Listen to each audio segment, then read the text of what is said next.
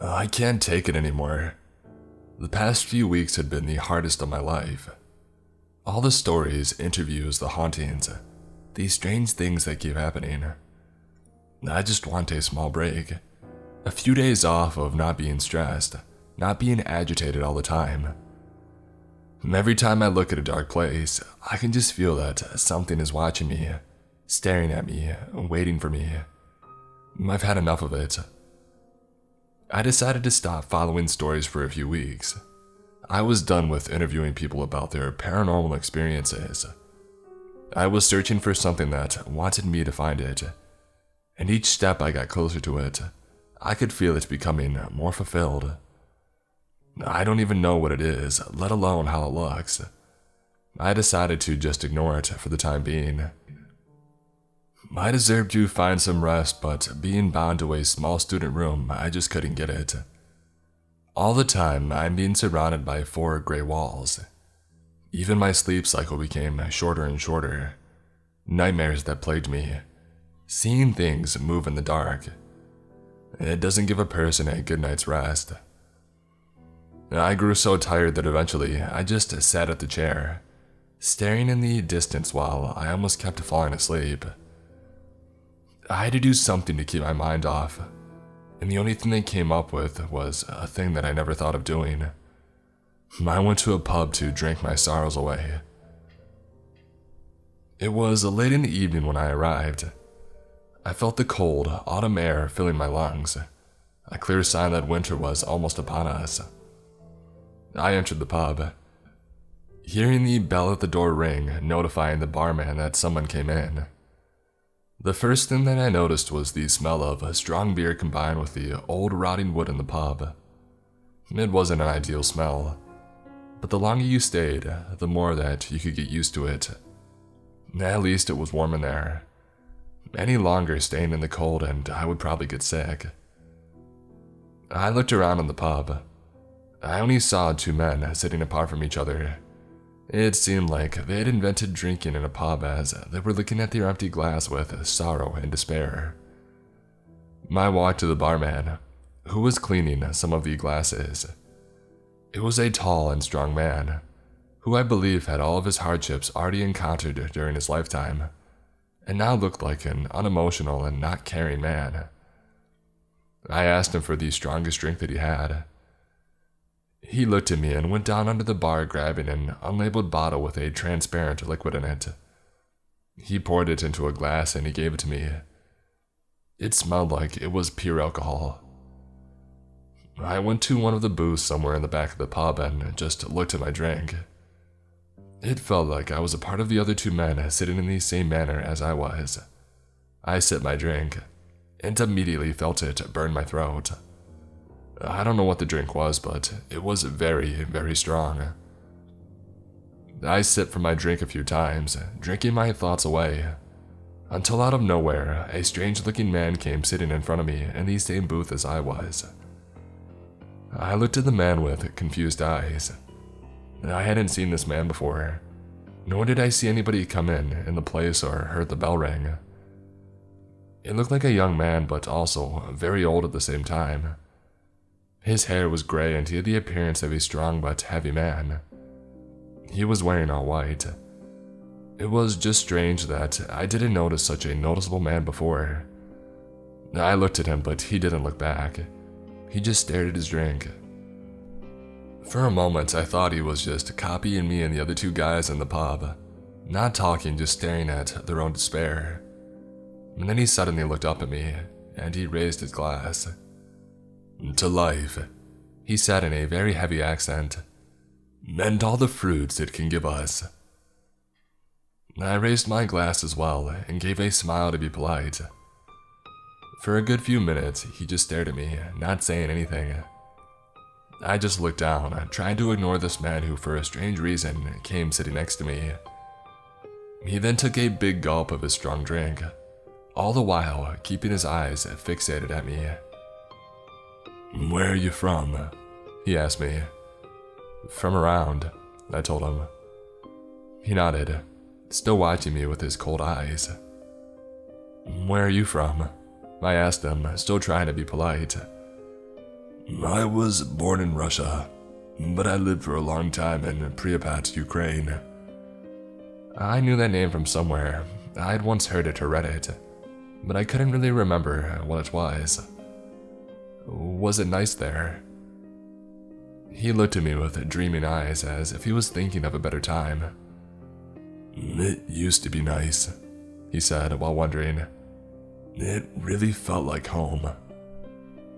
He took another big gulp from his drink while seeming to think about his hometown. What's your name? I asked him, trying to keep the conversation alive with this strange man. My name is Yuri.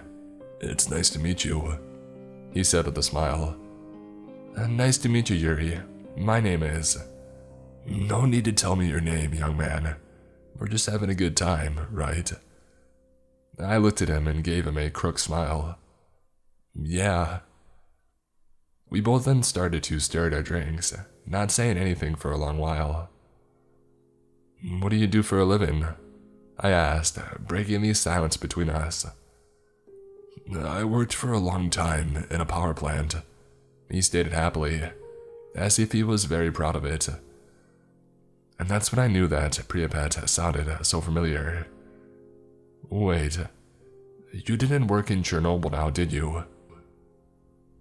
He took another big gulp of his drink and looked me straight in the eye again. That's correct. I worked in Chernobyl. I was really surprised and confused. Why in the world was someone like him in a pub like this talking to me? You're not kidding, right? I'm talking about the Chernobyl, I said, not believing him. I'm not kidding, my friend. There is only one Chernobyl I know of, and that's where I worked. He grabbed something out of his white pocket, a very old card. He showed it to me, and there I saw that he really was an employee at Chernobyl. It isn't that I couldn't read it. It was all written in Russian, but I could make up the word Chernobyl, and everything else seemed official. Why are you here? I asked him, surprised. Drinking my sorrows away like everyone else, he said in a very Russian way while giving a smile. I laughed and took another sip of my drink. What kind of work did you do in Chernobyl? Well, I worked at the reactor panel. I had to overlook if everything in the reactors were stable. I looked at him and he saw that I wanted to ask him something very badly. He widened his eyes, making it clear that I could ask the question. Well, were you there when it all happened? I asked, hesitant. Duh, he said quietly while taking another big gulp of his drink. It seemed to bother him a lot. I didn't know if I could ask him more about it or if I should change the subject. I decided on the latter, out of respect for what he had probably been through. But he started to come closer to me. I could smell his breath. It smelled almost like metal. There are only a few men in the world that know the true story about Chernobyl. What do you mean? I asked, intrigued and surprised. Chernobyl wasn't an accident. I couldn't believe my ears. What was he talking about? Chernobyl was an accident. It isn't like somebody would purposefully blow up a nuclear reactor. Yuri saw the confusion on my face. It's true what I'm saying. Chernobyl was not an accident.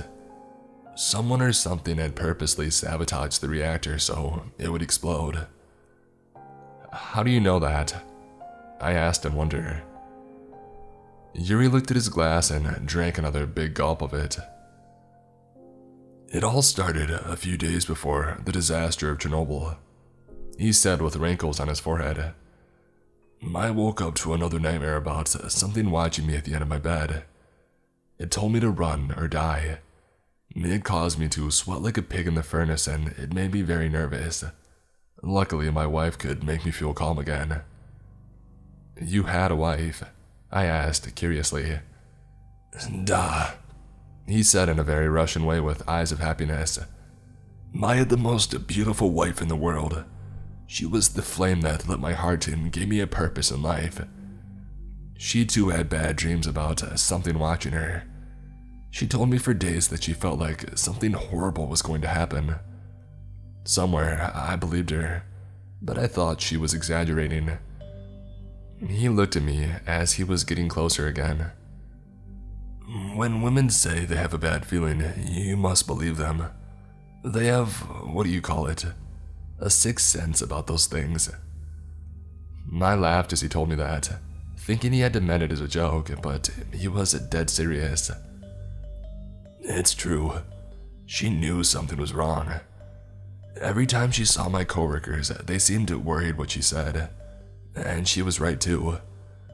One of my friends worked close with the chiefs of staff of the power plant. He told me they were concerned about something happening to Reactor 4. They said things about it malfunctioning for no clear reason at all. The reactor became already unstable for a few times, and they needed to stop it from happening again, going on about some safety test of some sort.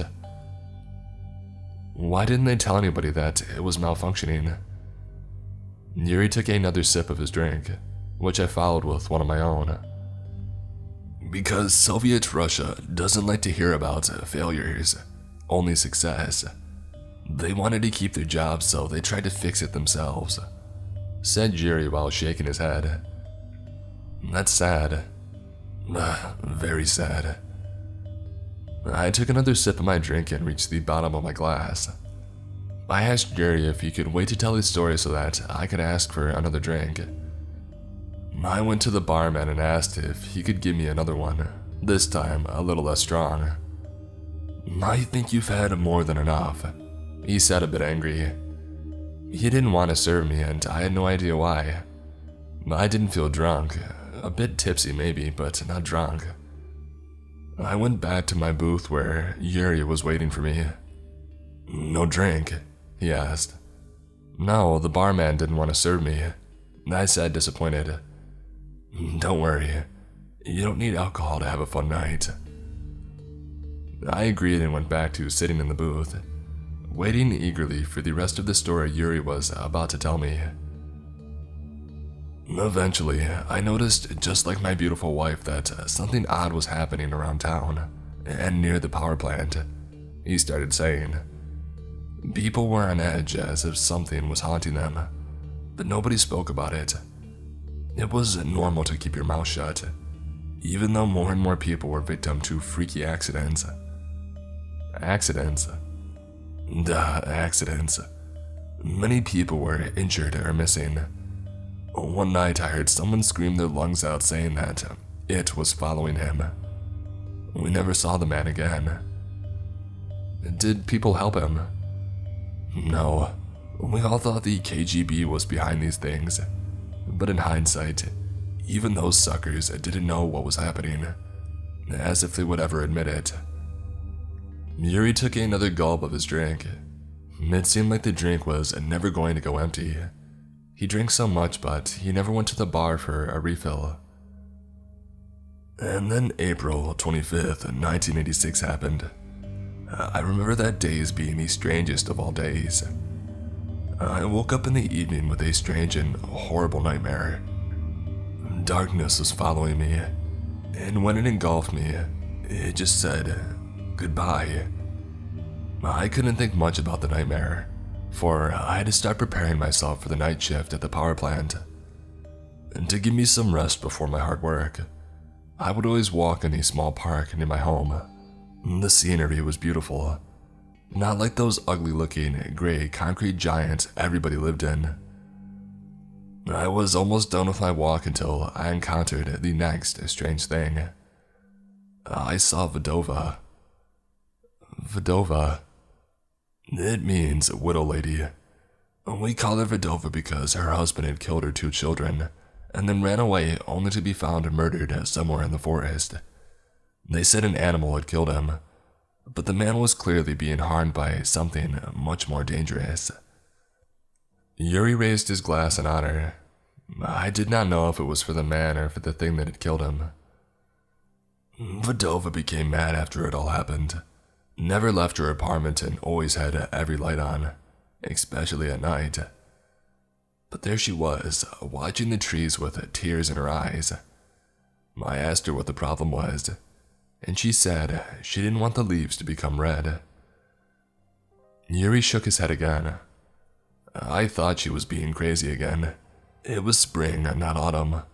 The trees were all full of life, not dead. Still, Vadova had an impact on me.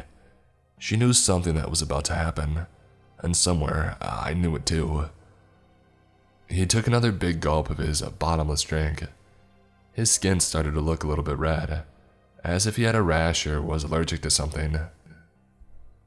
After the walk, I went to the power plant.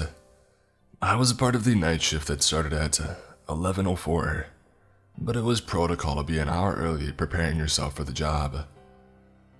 After preparations, I walked in the long and lifeless hallway of the power plant, where I saw a man that I had never seen before. It almost seemed as if he was hiding in the shadows, acting and being very suspicious. I walked up to him asking what he was doing. Yuri started to trill as he was talking about his encounter. I looked the man in the face, and the only thing he could do was grin, very sinister. His appearance was unnatural. His face seemed wrong, but I don't know why. His eyes showed me so much hate, as if he wanted to kill me right there. He didn't say anything to me. I looked at his name card. Atamet, it read. I knew right then and there it was a big problem.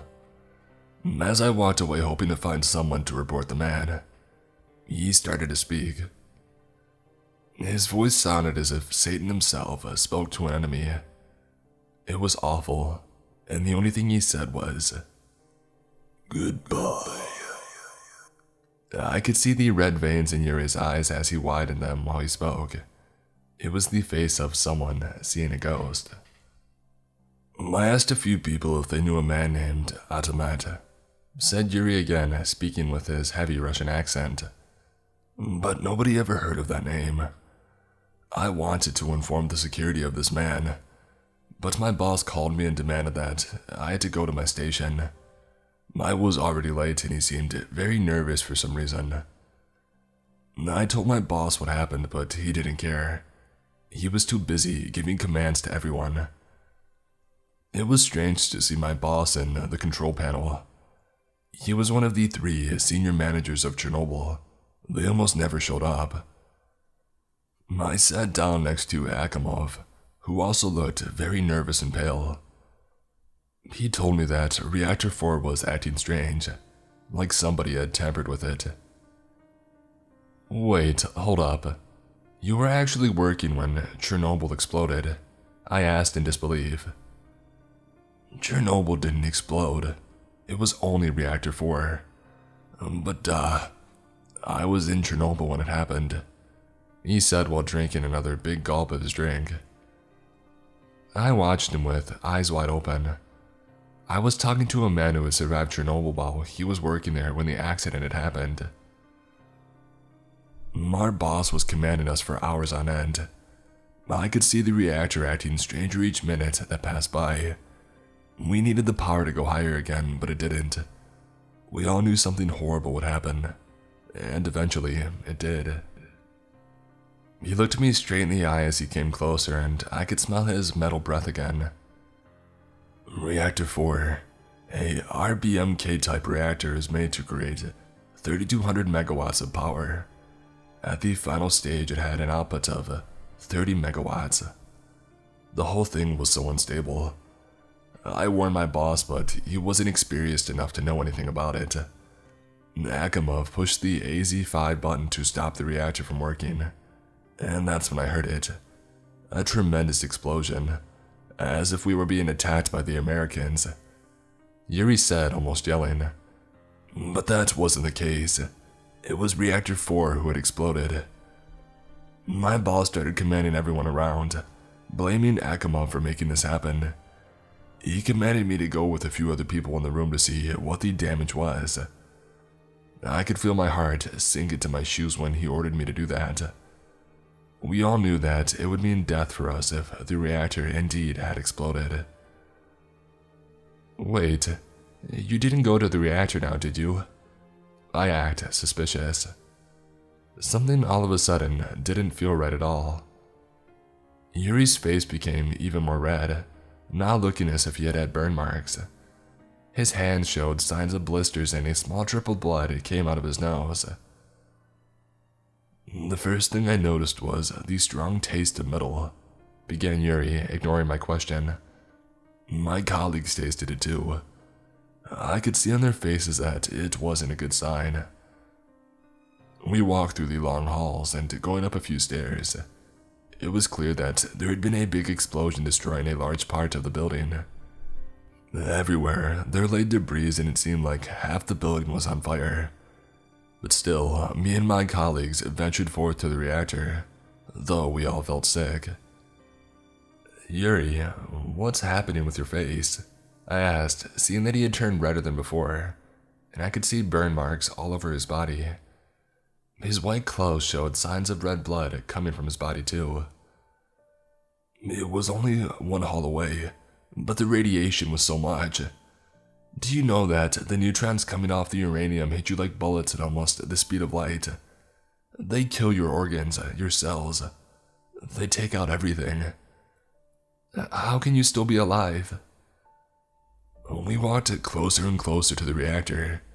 We knew that the reactor was gone and the core was exposed, but we had to see it to report it. My colleagues, my friends, and my comrades fell one by one as we got closer. The air around us got distorted because of the high levels of radiation. I knew I was dying right there, as my vision became blurrier and my legs couldn't hold me up anymore. That's when I saw something walk out of the reactor hall. That's when I saw Adamet with a big grin on his face, watching us die. And then he started to walk towards me. It wasn't a human. Yuri said as now blood started dripping from his eyes. It was something out of hell, a being that was pure evil. He was now standing in front of me, smiling with his eyes full of hate. He almost touched me, but the lights went out for me, and I never saw daylight again. I looked in horror at Yuri. His face was almost melting off. His skin was gone. He looked awful. No words came out of my mouth, only a squeaking sound of fear. Yuri took his last big gulp of his drink, and then he grabbed my pulse with his terribly burnt hand. Take it from me. You cannot escape evil. It will always find you, he said as his voice had changed into something much more sinister, all the while having a big grin on his face and his eyes full of hate looking at me.